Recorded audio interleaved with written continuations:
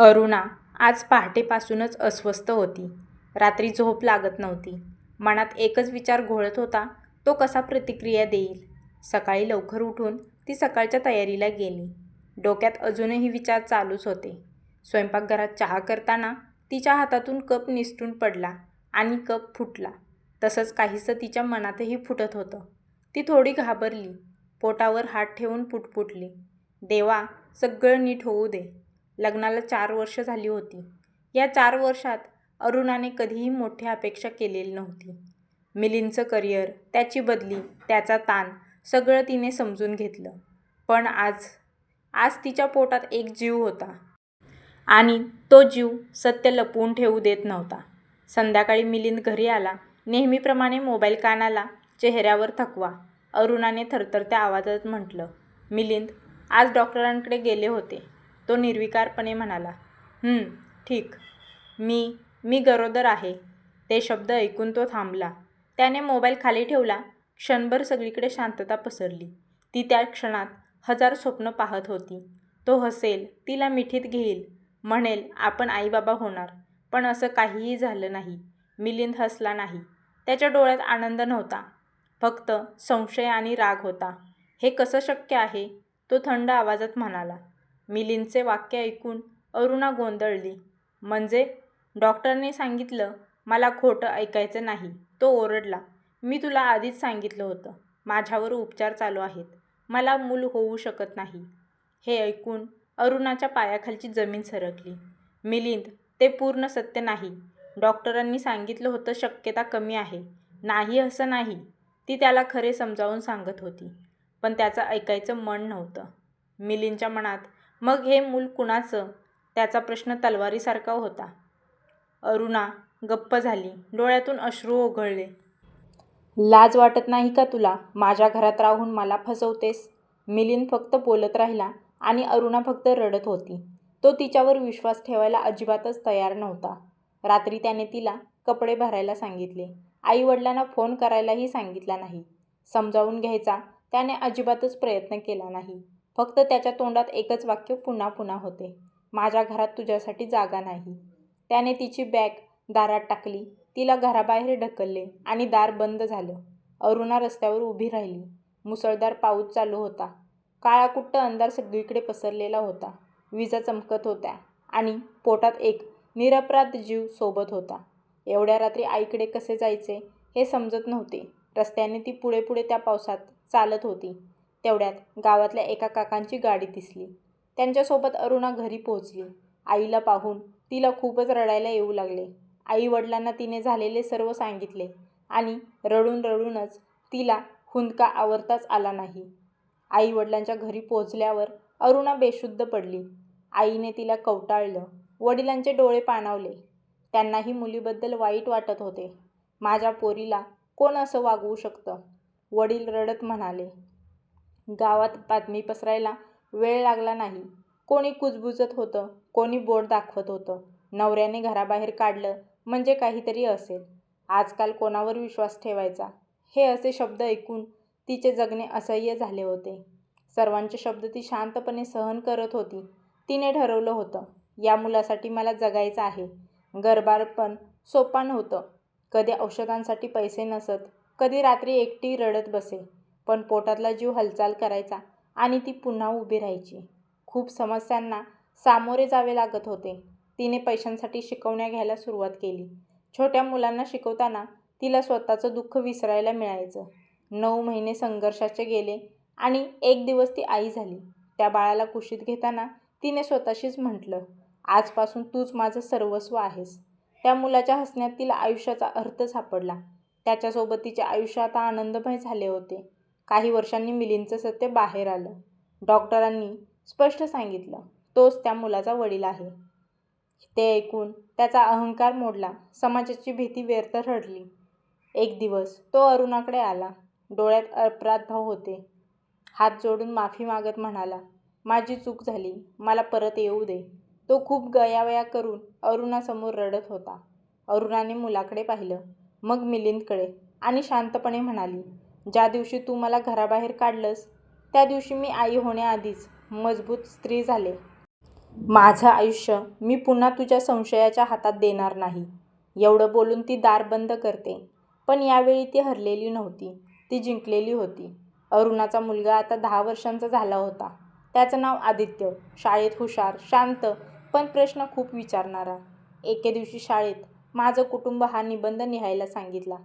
सगळ्या मुलांनी आई बाबा असं लिहिलं. आदित्य मात्र थांबला. त्याने घरी येऊन आईला विचारलं, आई, माझे बाबा कुठे आहेत? तो प्रश्न अरुणाच्या काळजात घुसला. तिने आजवर आदित्यला कधीही खोटं सांगितलं नव्हतं. ती खाली बसली, त्याला जवळ घेतलं. बाळा, तुझे बाबा जिवंत आहेत, पण त्यांनी आपल्याला सोडून दिलं. मग ते आपल्याला भेटायला का येत नाहीत? त्याचा आवाज थरथरत होता. अरुणाकडे त्या प्रश्नाचं उत्तर नव्हतं, फक्त पाणी आलेले डोळे. आई रडते हे आदित्यने पाहिले होते. त्या रात्री आदित्य झोपला नाही. तो पहिल्यांदाच स्वतःशी बोलत होता. माझ्यात काही चूक आहे का? तेव्हाच मिलिंदचं आयुष्य आता बाहेरून यशस्वी दिसत होतं, पण आतून पूर्णपणे रिकामं होतं. आई गेली होती. वडील त्याच्यासोबत बोलत नव्हते. घर मोठं होतं, पण शांत झाले होते. भिंतीवर अरुणाचे जुने फोटो होते. रोज त्या फोटोंकडे पाहायचा. तिची खूप आठवण येत होती, पण त्यानेच तिला घराबाहेर हाकलले होते. एकदा डॉक्टरांकडे चेकअपसाठी गेला असताना फाईलमध्ये एक नाव दिसलं, अरुणा देशमुख. ते नाव बघून डॉक्टर मिलिंदला म्हणाले, तुमचा मुलगा खूप हुशार आहे. त्याने डॉक्टरांना उलट प्रश्न केला, माझा मुलगा? मिलिंदचा श्वास अडखळला. त्याला काहीच समजेना, पण तो सत्याचा क्षण होता. त्या दिवशी तो घरी आला आणि पहिल्यांदा रडला. खूप मोठ्या आवाजात तो रडत होता. मी काय केलं? माझ्या स्पोर्टच्या मुलाला नाकारलं. त्याला तो दिवस आठवला, ज्या दिवशी त्याने अरुणाला मुसळधार पावसात घरातून हाकललेले होते. पावसात उभी असलेली अरुणा, दार बंद होताना तिचे डोळे. आता पश्चाताप करण्याशिवाय त्याच्याकडे पर्याय नव्हता. एक दिवस शाळेत पालक सभा होती. अरुणा आदित्यसोबत शाळेत गेली आणि तिथेच समोर उभा होता मिलिंद.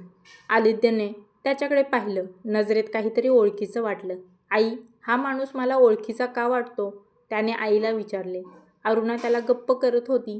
मिलिंद पुढे आला. त्याचे हात थरथरत होते.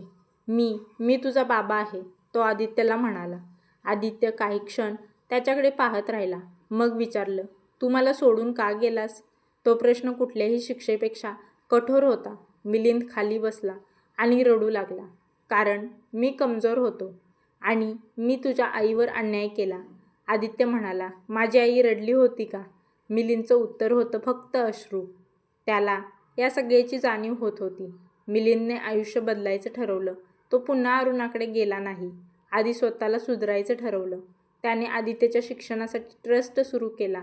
अनाथ मुलांसाठी मदत केली. पण तो जाणून होता, पुण्याने पाप धुतलं जात नाही. एक दिवस त्याने अरुणाला पत्र लिहिलं, मी तुला बायको म्हणून नाही, आई म्हणून नमस्कार करतो. मला माफ कर. परत येण्याची अपेक्षा नाही. अरुणाने ते पत्र वाचलं आणि डोळे पाणावले. पण तिने ते पत्र जपून ठेवले. रात्रीचे 3 वाजले होते. घरात संपूर्ण शांतता होती. फक्त भिंतीवरच्या घड्याळाचा आवाज. अरुणा खाटेवर बसून होती. मागच्या 4 तासांपासून आदित्य तापाने फणफणत होता. तिने कपाळावर थंड पाणी ठेवलेला रुमाल बदलला. त्याचा छोटासा हात तिच्या बोटांना घट्ट धरून होता. जणू तो म्हणत होता, आई, मला सोडू नको. मी आहे बाळा, ती कुजबुजली. त्या क्षणी तिचे स्वतःचे अंग दुखत होते, डोळे जळजळत होते, पण तिला थकायची परवानगी नव्हती. कारण ती आई होती आणि ती एकटी होती. आदित्य जन्माला आल्याचा तो दिवस आठवला. डिलिव्हरी रूमच्या बाहेर कुणीच नव्हतं. ना नवरा, ना सासरचे, ना कुणी बाबा म्हणून ओळख देणारा. फक्त तिचे आई आणि बाबा. डॉक्टरांनी बाळ हातात दिलं तेव्हा अरुणा रडली. दुःखाने नाही, तर एका वेगळ्याच जबाबदारीच्या भीतीने. आता हा जीव फक्त माझ्यावर आहे. त्या दिवसापासून ती आईपेक्षा जास्त काही बनली होती. तीच डॉक्टर होती, तीच वडील होती, तीच शिस्त, तीच माया. समाज मात्र कधीच सोप्पा नव्हता. त्याला लहानाचं मोठा होताना पाहिलं. मुलाची शाळेत ॲडमिशन घेताना फॉर्ममध्ये प्रश्न होता, वडिलांचे नाव. अरुणा काही क्षण थांबली. पेन हवेतच थांबला. क्लार्क पुन्हा म्हणाला, मॅडम, बाबांचं नाव टाका. ती शांतपणे म्हणाली, आईचं नाव पुरेसं आहे.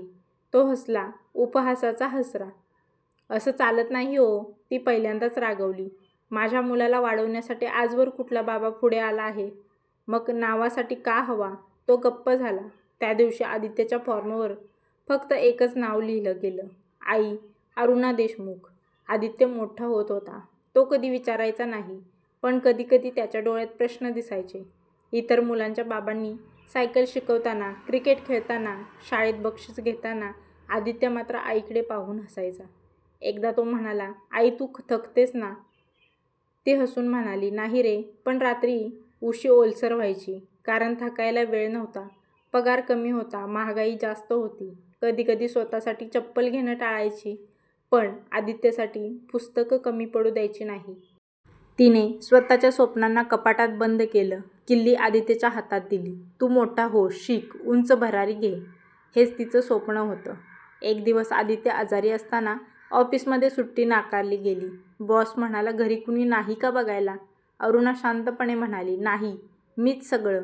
त्या वाक्यात तिला गर्व नव्हता, फक्त वात्सव होतं.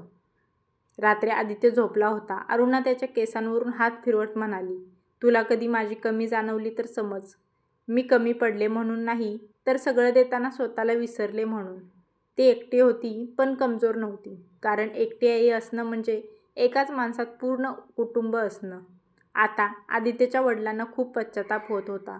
मिलिंदचं घर मोठं होतं, पण त्या घरात कोणाचा आवाज नव्हता, ना भांडणाचा, ना हसण्याचा, ना बाबा म्हणून हाक मारणाऱ्या आवाजाचा. घर शांत पडले होते. भिंतीवर लावलेली प्रमाणपत्र, ट्रॉफीज, बढतीची पत्र सगळं होतं, पण त्या भिंतीकडे पाहिलं की भिंतींना एक प्रश्न विचारायची सवय होती, हे सगळं मिळवून काय गमावलं? मिलिंद रात्री उशिरा घरी यायचा. खुर्चीत बसून दारूचा ग्लास धरून समोर रिकाम्या खोलीकडे पाहायचा. त्याला पुन्हा पुन्हा आठवायचं, दारात उभी राहिलेली अरुणा, तिच्या पोटावरचा हात आणि त्या पावसात मिसळलेले तिचे अश्रू. त्या दिवशी त्याने तिला फसवणूक म्हटलं होतं. आज मात्र तो स्वतःलाच विचारत होता, खरं फसवणूक केली कोणी? डॉक्टरांचा आवाज कानात घुमायचा, मुलगा खूप हुशार आहे. मुलगा, तो शब्द त्याला झोपू देत नव्हता. पहिल्यांदाच त्याला जाणवलं, बाप होणं म्हणजे अधिकार नव्हे, तर जबाबदारी असते.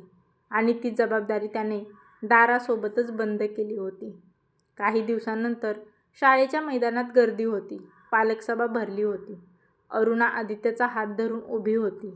आदित्य थोडा अस्वस्थ होता. तेवढ्यात तो दिसला, मिलिंद.